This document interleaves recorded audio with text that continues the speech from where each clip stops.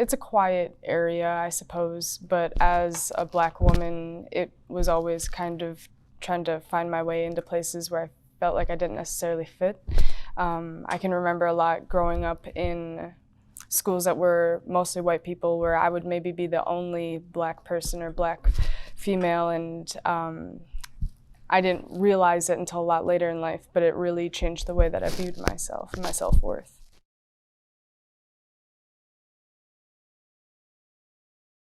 I guess in terms of activism, my first protest was in 2019.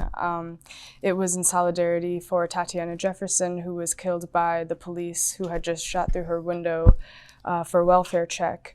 And one of the activists that I follow on Instagram said that they were having a national day of outrage in solidarity for the murder. And Green Bay wasn't on the list, but I was like, hey, like I just gone to college, it was the fall, and I met all these amazing people, and I was like, let's put a little protest together and do it in solidarity for her. And that is kind of what started everything.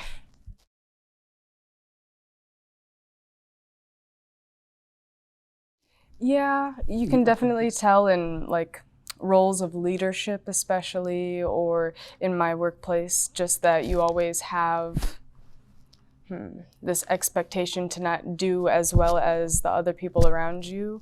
And I think that, especially being a woman of color, it's kind of a double pressure. But I always feel as though people fit that I weren't, or people felt as though I wasn't fit for whatever role I was taking. So it just made me work twice as hard to make sure I could prove them wrong.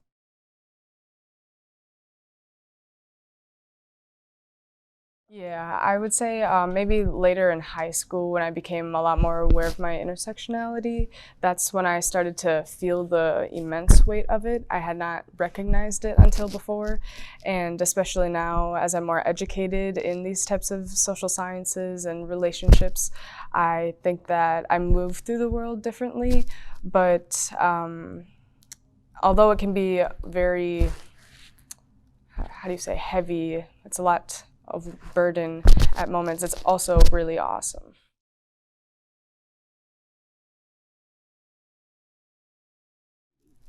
Yeah, I like that question because I think that growing up, I never had the representation that I needed to see myself be all the things I wanted to be. I kind of sold myself short. So I think that here in Green Bay, it's important to show myself as a successful young Black female leader so that the younger Black girls in my community can see that they can do whatever they want to do.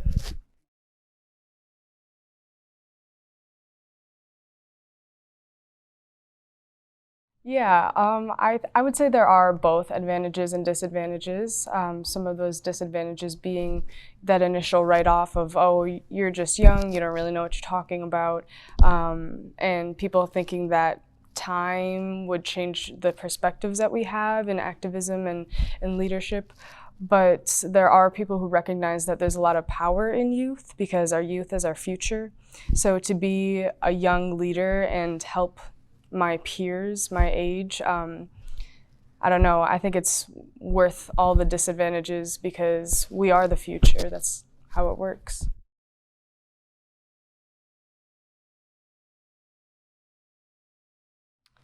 I would say, hmm, there's a couple things coming to my head. Definitely take the scary leap of faith. It will always take you great places. There's been so many things that if I didn't take that leap of faith, I wouldn't have these amazing opportunities. But also speak out for injustice anywhere, like not just in between, not in society, but in between peers or for yourself, advocate for yourself. And yeah, there's really, you can do anything you set your mind to. And once people realize that and they really believe that if you work hard and you stay committed, you can make the changes, I think that that will take you far.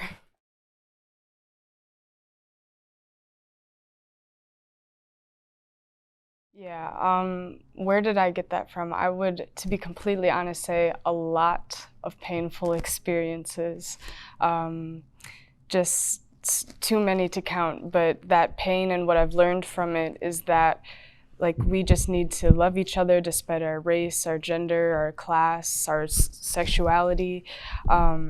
And someone I have to look up to is my mom. We grew up, for a little bit it was just her and I. She was a single mother and she worked hard and she made sure I was always happy, and now I see her living her best life, like married, and it just shows that if you work on yourself, if you work hard in life, you will get the life that you want, and she's just overcome a lot. So she always tells me, Hannah, you can do anything, and that I really feel that way. So I'm glad I have her to look up to.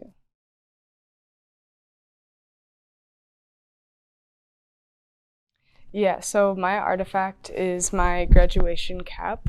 I graduated from Preble High School, and it says, reach your hand into the darkness to pull another one into the light. It was a quote that was written on the board of a classroom. I was a part of peer leaders, and we would talk about suicide prevention to the health classes at the high school, or at our high school, but every day he would have that quote when we went in and we visited and we talked to them about it. And although I did it every semester throughout high school, it wasn't until like my senior year, the last time we were going into the class, and I like read the quote and I was like, this is what I want to do with my life. So that's why I put it on my graduation cap, because I'm not really sure what career or job I might have someday, but just that quote of helping each other out, that's what we're here to do. That's what I'm here to do.